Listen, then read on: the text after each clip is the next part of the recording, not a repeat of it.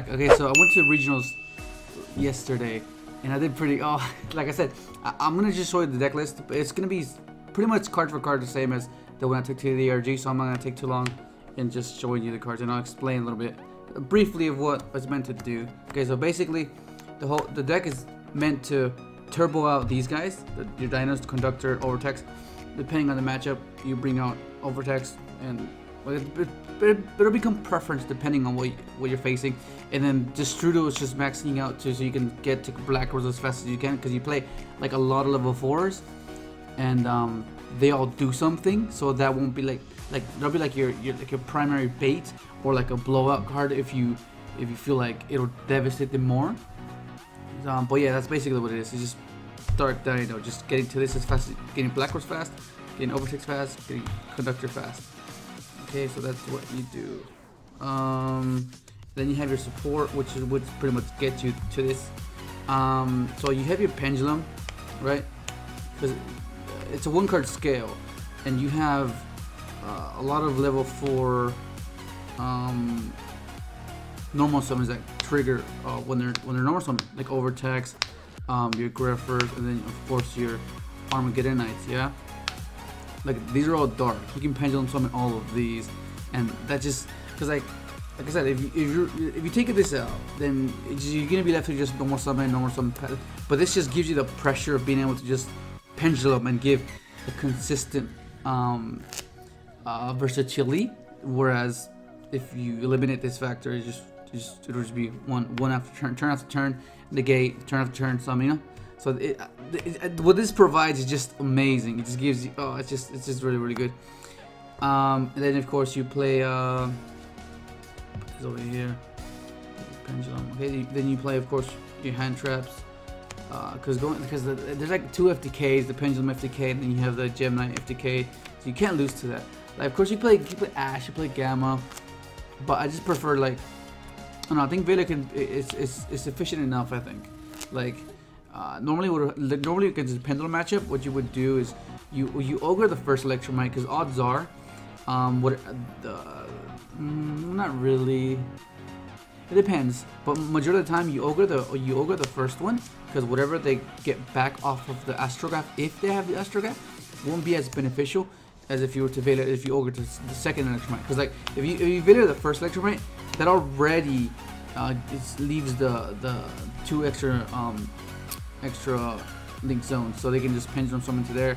Whereas if they're forced to use more resources to make the second Electromite and still be in the extra monster zone, that means you Vela that one, and then like it just minimizes the times that I've been in that scenario. It's always been like a very underwhelming, I guess, board presence, and it just seems to work well in that scenario. And these are basically your 9 dinos. Because a lot of the time you need 9 dinos for your evil pill. So like let's say you disrupt them, okay, summon this, or send them, get Overtext, get pill, and use this as your non-dino, banish this and dino. It just seems to work really well. And then you have your 1-ups. Okay, so this deck is 53, but I was meant to play 54, but I couldn't find a card in time, so I just ended up playing 53. Okay, so these are your 1-ups, right? You play Dogoron, just oh my god, this is so good, dude, so good. Miscellaneous Aeolo for just a synchro play. Then you just scale for Darkworm, and then you have these are so good. Jeff Rose, so you can do the play where you open up Shrine and Armageddonite and let you complete scale in your pendulum, like you can go Tornado, bait something, and then pendulum something. That's so good. And then this is the 53rd card. This card is so good. It just there's a lot of times where I would like open up with the cards I needed already, and I didn't want to send like another Overtext and then get another pill. Like I was like, if only could this be, so I can send something else. And that's where this card came out. And I'm so glad I played it, because I just pitch up a Griffer, trigger, and then bait, do an automatic bait, and then it was just really well. But this was meant to be the 44th card. I was meant to play Dragon and Farfa. Thank you, Andrew. Oh my god, thanks for the show. But I couldn't find it in time. Just basically, because there's so many times where I had this. Of course, like if they anticipate you can just send Destru and black or the whole field. There's times where I didn't want to risk it. I wanted just to keep a body on board, just pop the end of the spell and continue. But since I didn't have this, I was forced to just go into Black Rose. I mean, most of the time it went off, but like I just want to, just in case, like the Black Rose plays like a reckless type of thing. But whereas I can pop something or pop a face down and then go Black Rose. Does that make sense? Just to be certain that it'll go off. But that would have been a 54 card if I could. Like, yeah. Dude, it seems like a high card count, but it just ends up, it just works out fine. And then you have just put this over here. Then you have your spells over here. Your double pill. This is basically why the deck is the way it is, because you turbo to get to that as fast as you can.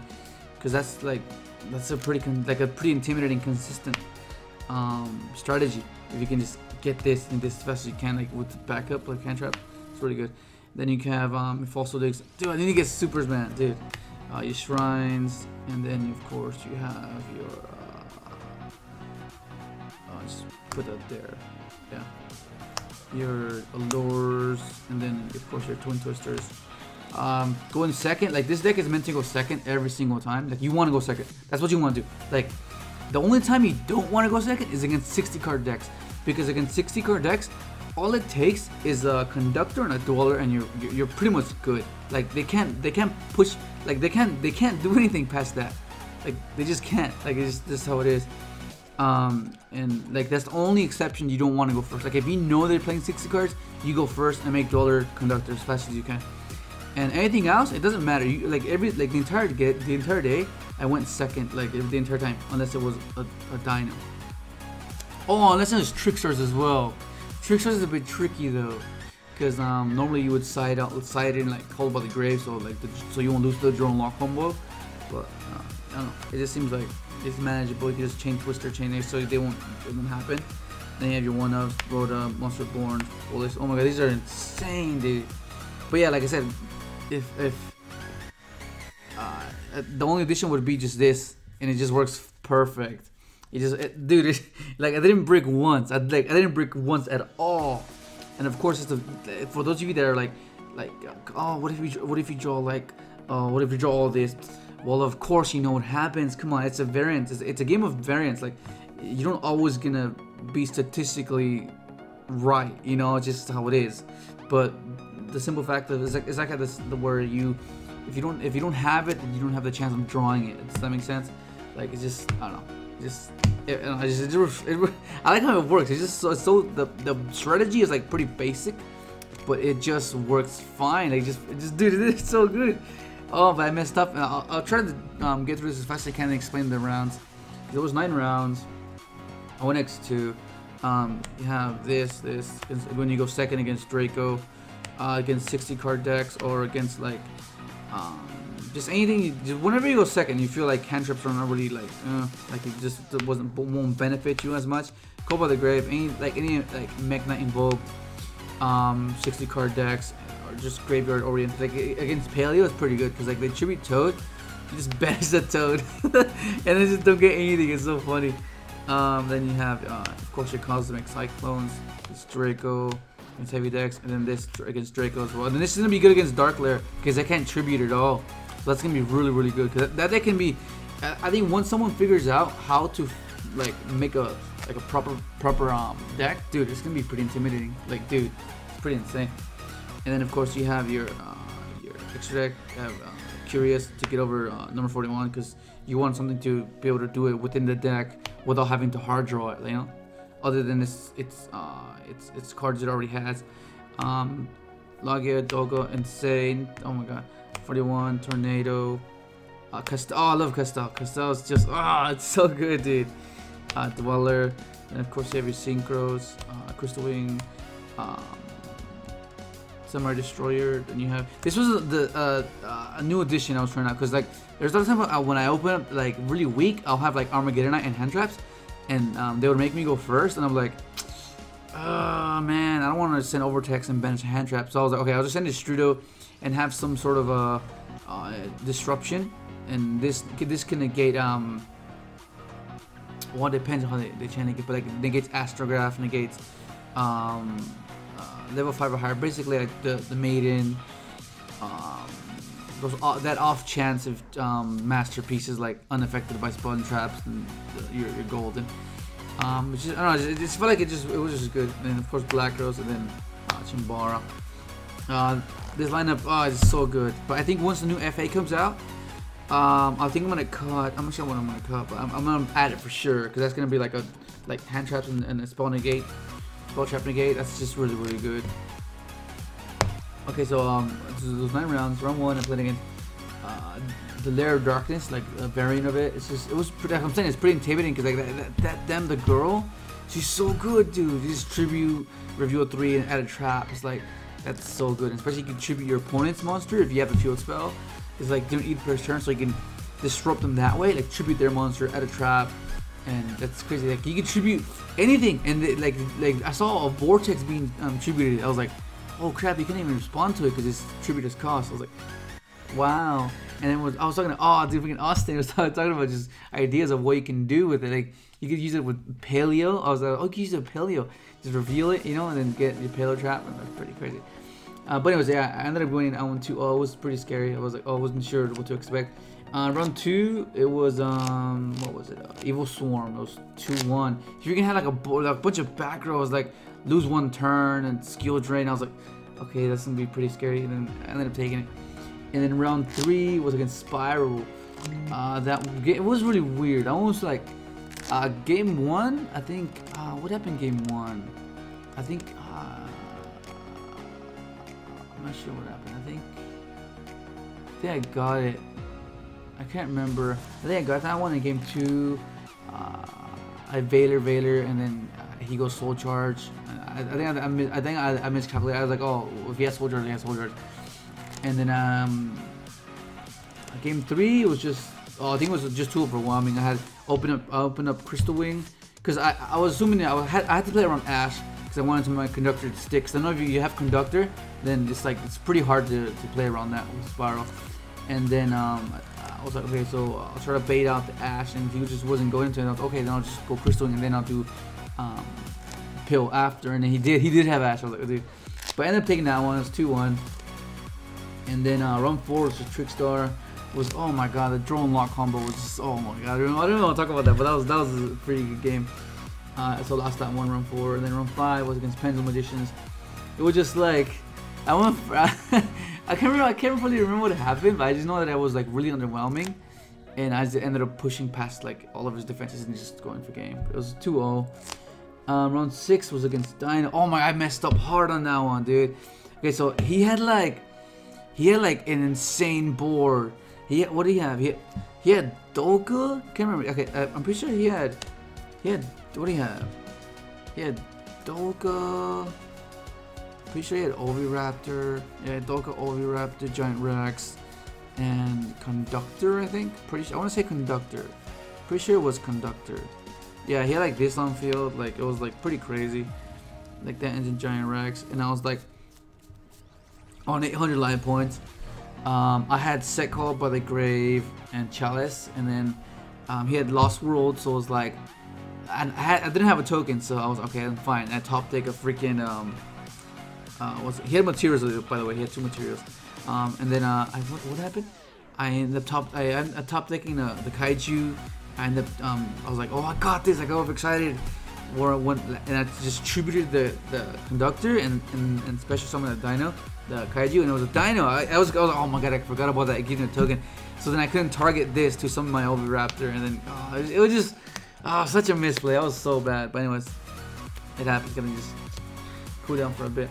So I lost that one, and then round 7 against Trickstars, it was just like a really grindy match.